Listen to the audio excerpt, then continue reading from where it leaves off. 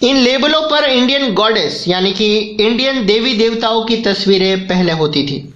Goddess यानी कि देवी देवताओं की तस्वीरें के बहाने मैन्युफैक्चर ये दिखाने की कोशिश करते थे कि भगवान भी, ईश्वर भी चाहता है कि लोग उस चीज को खरीदे। कृष्ण या सरस्वती की तस्वीरों का फायदा ये होता था कि विदेशों में बनी चीज भी भारतीयों को जानी पहचानी सी लगती थी। 19वीं सेंचुरी के आखिर में मैन्युफैक्चरर्स अपने प्रोडक्ट को बेचने के लिए कैलेंडर छपवाने लगे थे। अखबारों और मैगजीन्स को तो पढ़े लिखे लोग ही समझ सकते थे, लेकिन कैलेंडर उनको भी समझ में आते थे जो पढ़े लिखे नहीं है। चाय की शॉप, ऑफिस और मिडिल क्लास घरों में ये कैलेंडर लटके रहते थे। जो इन कैलेंडरों को लगाते थे वो एडवर्टाइजमेंट को भी हर रोज पूरे साल देखते थे। इन कैलेंडर्स में भी न्यू प्रोडक्ट को बेचने के लिए देवी देवताओं की तस्वीर होती थी।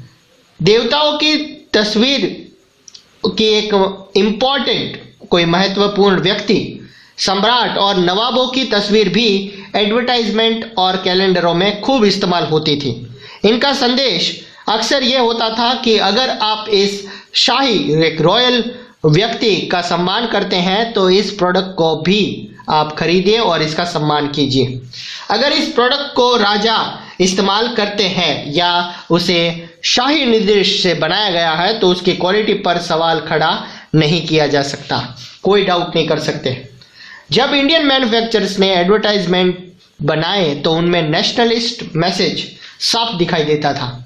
इनका आशय ये था कि अगर आप नेशन की परवाह करते हैं तो उन चीज़ों को खरीदिए जिन्हें भारतीयों ने बनाया है। ये एडवर्टाइजमेंट स्वदेशी के नेशनलिस्ट मैसेज के एक वाहन बन चुके थे।